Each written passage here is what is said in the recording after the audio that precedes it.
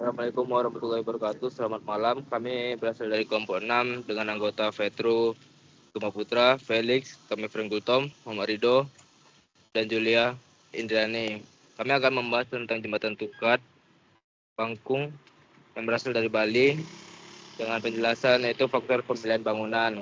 Yang pertama, tentang panjang bentang 180 meter. Jenis materialnya yang pertama rangka truss. Pada bentang utama tidak terdapat rangka batang baja truss seperti jembatan rangka konvensional. Terus ada gelagar, girder bridge, bentang utama yang panjang menuntut struktur ringan dan kaku. Box girder sangat efisien terhadap momen lentur dan torsi. Terus ada flat slab bridge pada bentang utama karena tidak ada gelagar terpisah. Flat dan gelagar menyatu dalam satu sistem struktural monolitik. Kemudian ada pelengkung, arch bridge. Jembatan Tukat Bangkung bukan jembatan pelengkung, melainkan tipe box girder bridge. Yang kedua, ada panjang jembatan total. Itu masuk ke dalam rangka, yaitu dalam konteks total panjang jembatan, rangka mencakup sistem pilar dan abutmen yang menopang seluruh bentang bukan rangka baja truss. Kemudian ada gelagar sebagai elemen utama pembawa beban di seluruh panjang jembatan, serta meneruskan beban dari dek ke pilar dan abutmen. Kemudian ada plat, yaitu untuk menutupi seluruh panjang 360 meter jembatan sebagai permukaan jalan. Kemudian terakhir ada pelengkung arch bridge sebagai total jembatan, tidak terdapat elemen pelengkung beton atau baja yang memikul gaya tekan aksial. Selanjutnya akan dibacakan oleh teman saya. Yang ketiga ada panjang gelagar. Nah, di panjang gelagar ini memiliki rangka atau tuas, dan di sini gelagarnya itu sistemnya seperti truss umum pada umumnya, terdiri dari elemen batang yang disusun dengan membentuk segitiga dengan panjang setiap elemen dan disesuaikan dengan konfigurasi bentang. Nah, di sini kita memiliki gelagar juga, dan ini memiliki panjang sekitar 3-40 dan ini disambung dengan segmental dengan total utamanya itu 180 meter. Nah, terus juga ada plat. Nah, di plat ini biasanya umumnya cocok dalam bentang pendek di bawah kisaran di kurang dari 25 meter. Berarti kisaran 20 sampai 21 meter. Dan pada bentang 180 meter ini, jembatan Tukat Bangkung sistemnya pelat tidak efisien, akan menimbulkan lendutan besar dan kebutuhan tebal pelat yang sangat tinggi. Dan pelengkung, panjang gelagar efektifnya ditentukan oleh panjang pelengkung yang menyalurkan beban secara horizontal, tumpuan, dan untuk bentang kurang lebih 180 meter. Pelengkung baja atau beton betulang dapat digunakan dengan efisien tinggi karena gaya utama berupa tekan bukan lentur. Yang keempat adalah bahan tersedia. Dalam rangka tuas ini pada jembatan ini menggunakan baja mutu tinggi atau high strength steel sebagai bahan utama untuk batang truss karena sifatnya memiliki kuat, ringan, dan mudah dibentuk. Pada di bidang gelagar menggunakan baja, beton betulang, dan struktur boss girder komposit. Baja digunakan sebagai rangka utama, sedangkan beton digunakan sebagai lantai kendaraan. Plat juga ini terbuat dari beton betulang prategang tergantung pada panjang bentang. Bentuk beton yang digunakan untuk meningkatkan kapasitas namun tetap terbatas untuk bentang pendek dan sampai menengah. Pada saat pelengkungan juga ini menggunakan baja beton betulang atau beton prategang. Dan ini dipilih sebagai efisiensi terhadap daya tekan untuk jembatan besar seperti Tukat Bangkung. Mungkin ini pelekung baja lebih sesuai dengan ringan, mudah dirakit, dan di lokasi yang sesuai dengan topografi yang lembah dalam. Selanjutnya akan dilanjutkan oleh teman saya. Ya, faktor pemilihan selanjutnya adalah kondisi lapangan.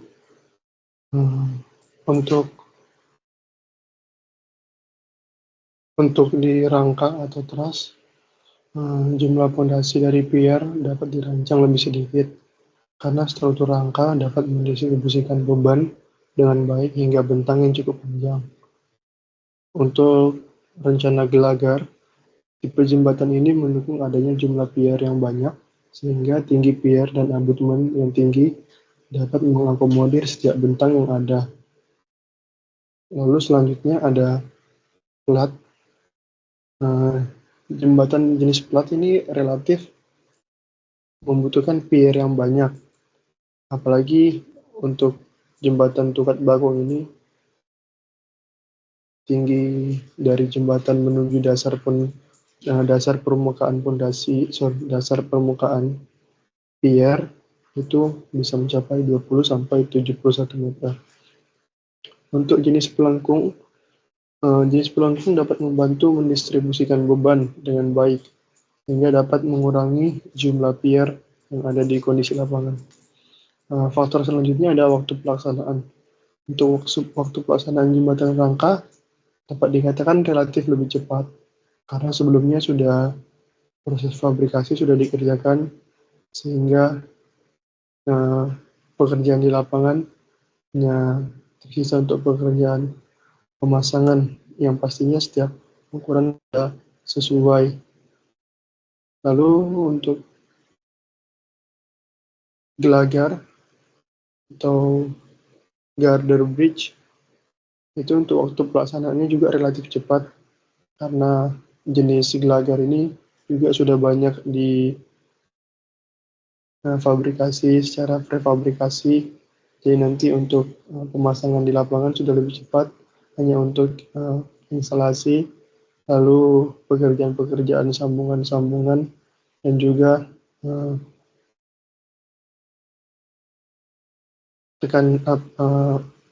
melakukan tarik terhadap batang besi sebagai penyambung.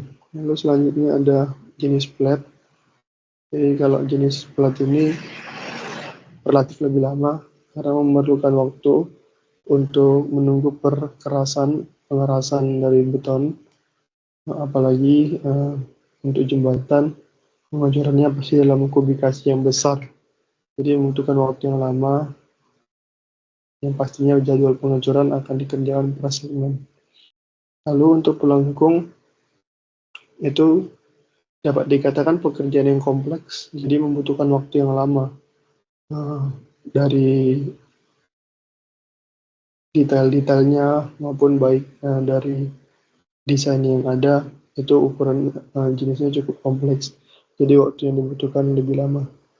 Baik, selanjutnya akan dibacakan oleh teman saya.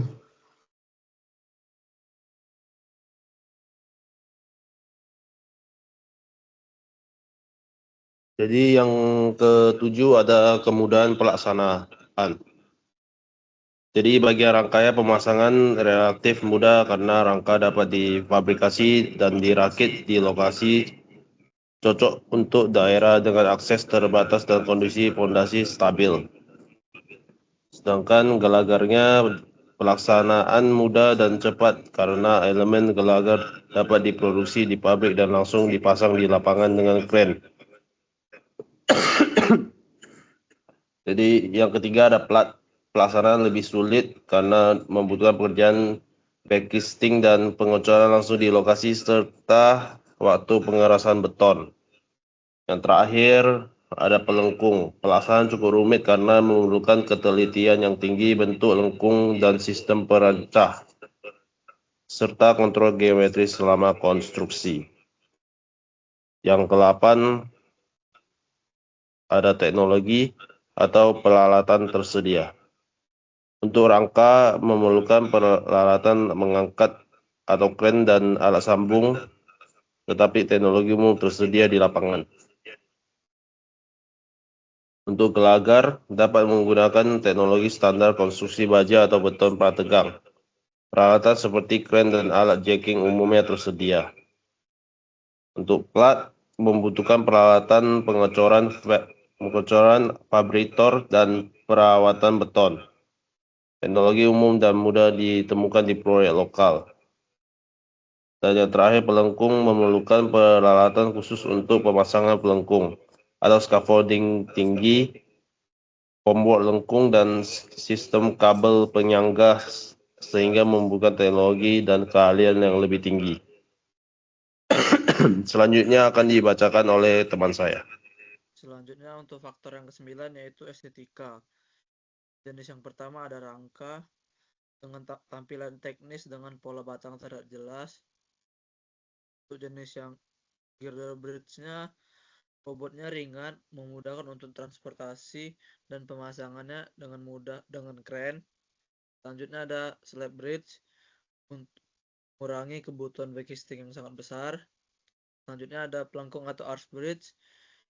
Materialnya mudah diperoleh dan dapat dipotong di lokasi.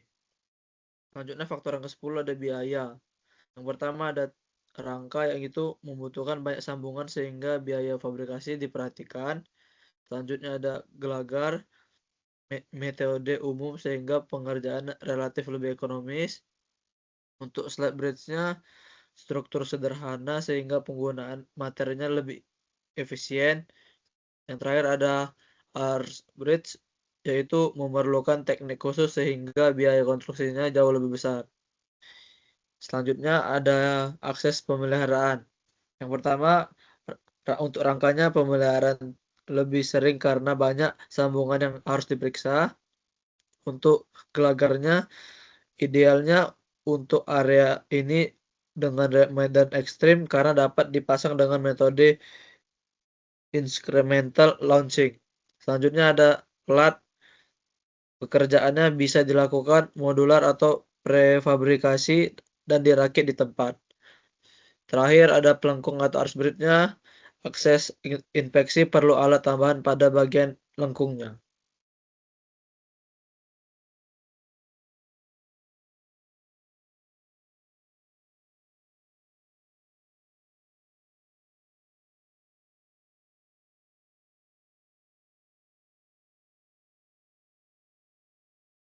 Sekian dari kelompok kami, terima kasih.